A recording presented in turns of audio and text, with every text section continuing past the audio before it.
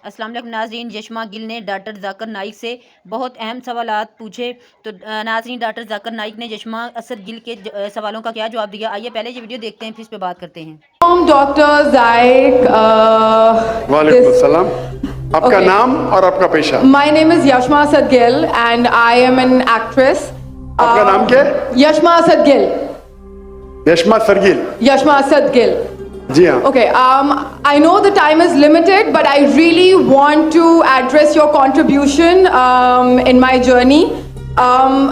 There was a time when I had fallen into the trap of atheism back in the days when I was doing my bachelor's, but Alhamdulillah, it was your videos and your lectures that brought me back to my religion and brought my spirituality back to me and my faith back to me.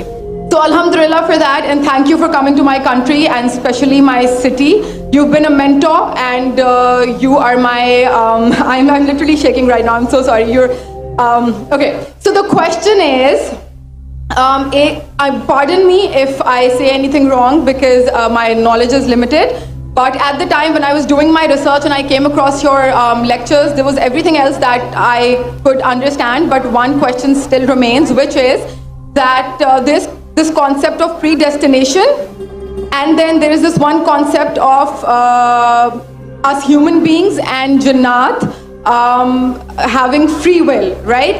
तो अगर सब कुछ पहले से लिख दिया गया है, अब कुछ अगर सब कुछ प्रीडेस्टिन्ड है, तो जो कॉन्सेप्ट है कि अगर एक चोर कहीं पे चोरी करता है तो वो तो पहले से नहीं लिख दिया गया था, उसको उसकी अकाउंटेबिलिटी क्या है उसमें फ्री विल के हिसाब से?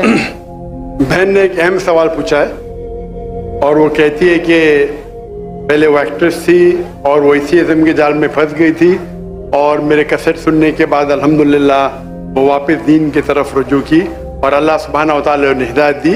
उनका मेन सवाल है कि कदर के बारे में।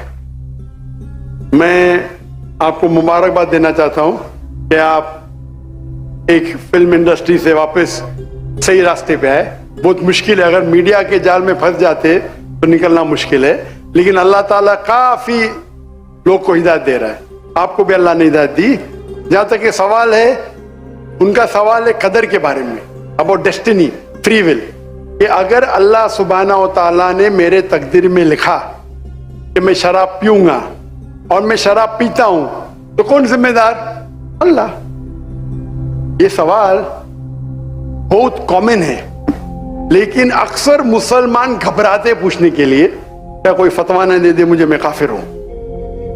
अल्लाह सुब्हानहू व तआला कुरान मजीद में इंसानों को एनकरेज करते सवाल जवाब के लिए, इसलिए कुरान मजीद में आप पढ़ेंगे 333 बार,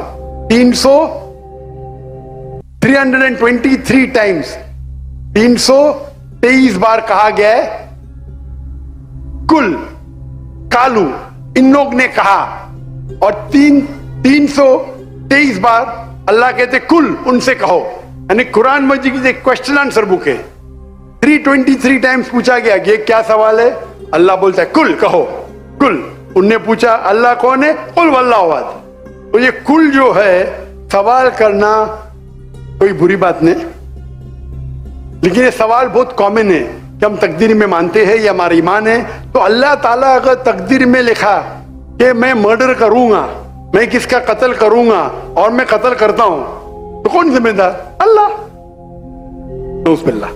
अगर लिखा है मेरे तकदीर में कि मैं शराब पीऊंगा और मैं शराब पीता हूं, कौन जिम्मेदार? अल्लाह। बिस्मिल्लाह। इसका जवाब यह है कि हमें समझना चाहिए तकदीर की क्या मानी है। और ये सवाल जब मैं दावती मैदान में तकरीबन 35 साल पहले शुरू किया, तो ये सवाल मुझे भी बहुत परेशान कर, किसने पूछा नहीं मुझे, अल्लाह की मदद है, अल्लाह की मदद है, जवाब मिलने के बाद ही लोग पूछते हैं। तो पहले चंद साल काफी तहकीक की, लेकिन जवाब कोई किताब में मिली नहीं। जवाब मिला, फिर मैंने उलमा से पूछा सही है, तो उन्होंने बोले माशाल्लाह अच्छा जवाब है, अब मैं अभी पेश करूंगा आपके सामने।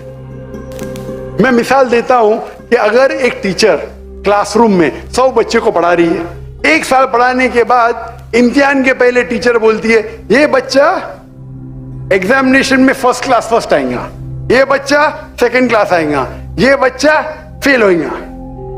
माफ करना, आपको मिसाल बोल रहा हूं, कल मिसाल है आपके लिए। और एग्जामिनेशन के बाद ये सही निकलता है, ये बच्चा फर्स्ट क्लास फर्स्ट आता है, ये बच्चा सेकंड क्लास, ये बच्चा फेल होता है। मेरा सवाल है कि जो बच्चा फेल हुआ वो बोल सकता है कि टीचर ने प्रिडिक्ट की, क्योंकि टीचर ने प्रिडिक्ट की क्या मैं फेल होऊंगा इसलिए मैं फेल हो गया। क्या वो बोल सकता है ऐसा? हाँ क्या नहीं? हाँ क्या नहीं?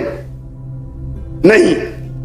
टीचर देखती थी कि ये बच्चा स्टूडियस है, बराबर होमवर्क करता है, ज़हीन है, ये बच्चा एवरेज है, ये बच्चा हॉकी खेलता था, क्लास में भी नहीं आता था, पिक्चर देखता था। तो टीचर ने देख के प्रिडिक्ट की, और टीचर अक्सर सही होती है, लेकिन इंसान है, गलती भी हो सकती। इसी तरीके से अल्लाह सुब्हानहू व तआला एक इंसान नहीं है, अल्लाह के पास इल्मे गैब है।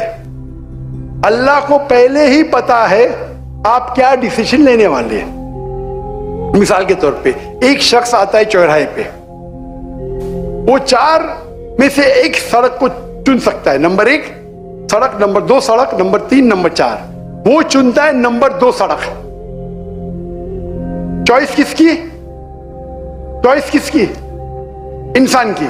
हाँ क्या नहीं? हाँ क्या नहीं?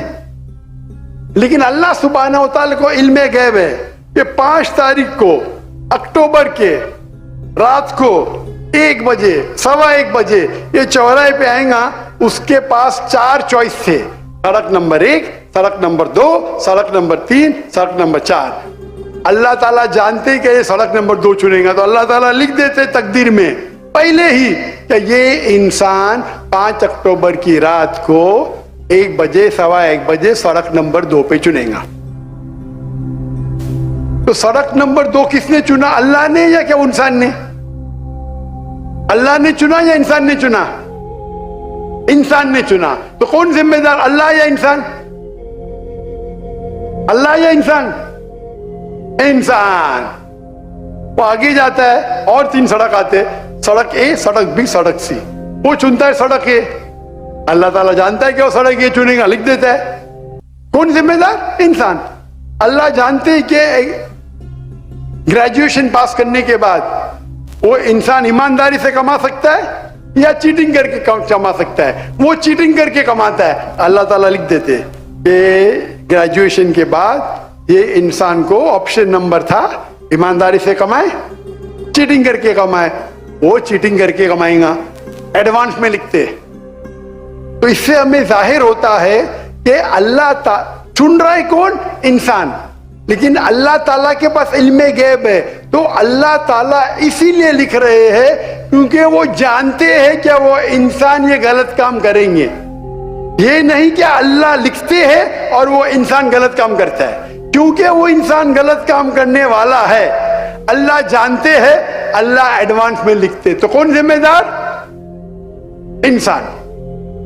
तो अल्लाह के पास इल्मे गैब है, और अल्लाह सुब्हानहू व तआला कभी गलती नहीं करते। अल्लाह ने आपको इख्तियार दिया कि आप चोरी करके जिंदगी बसर कर सकते या ईमानदारी से।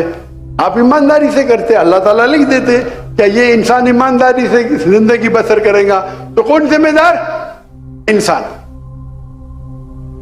एक हदीस में आता है कि दुआ तकदीर को बदल सकती है। सही बात है।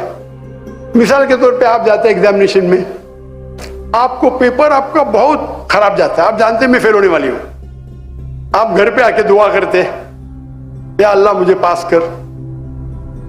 अल्लाह सुब्हानहू व तआला को पता है कि आप एग्जामिनेशन में जाने वाले ये तारीख को आप फेल होंगे। अल्लाह को यह भी पता है कि आप घर पे आके दुआ करेंगे, हाँ कि नहीं?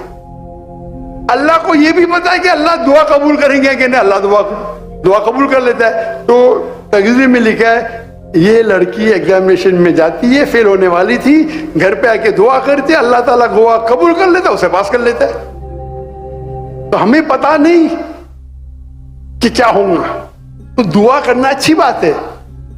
इसीलिए अल्लामा इकबाल फरमाते, खुदी को कर इतना बुलंद कि हर तकदीर के पहले खुदा बंदे से खुद पूछे तेरी रजा क्या है। सुभान अल्लाह। तो तकदीर का मतलब अल्लाह सुब्हानहू व तआला ने आपको इख्तियार दिया है, 100% नहीं, 95% 90 मैं चाहता हूं मैं दुनिया को तबाह कर दूं, अल्लाह ताला नहीं करेगा। लेकिन अल्लाह आपकी चॉइस आपके ऊपर छोड़ा है। आपको हिदायत दी कुरान में और हदीस में, आप फॉलो करो नहीं करो आपके ऊपर है, आपके ऊपर फ्री विल है। लेकिन अगर आप कोई गलती करते आप जिम्मेदार, आप कोई अच्छाई करते आप जिम्मेदार। तो इसीलिए तकदीर के बारे में अल्लाह को इल्म गैब है। तो जो भी गलत काम करते हैं आप करते हैं, अल्लाह ताला आपसे नहीं करवाता। तो ये अगर आप समझ लेंगे तो इंशाअल्लाह आप कुरान मजीद की जो तालीमात पे अमल। तो नाजरीन ये थी मेरी आज की वीडियो, मिलते हैं नेक्स्ट वीडियो में, तब तक के लिए अल्लाह हाफिज़।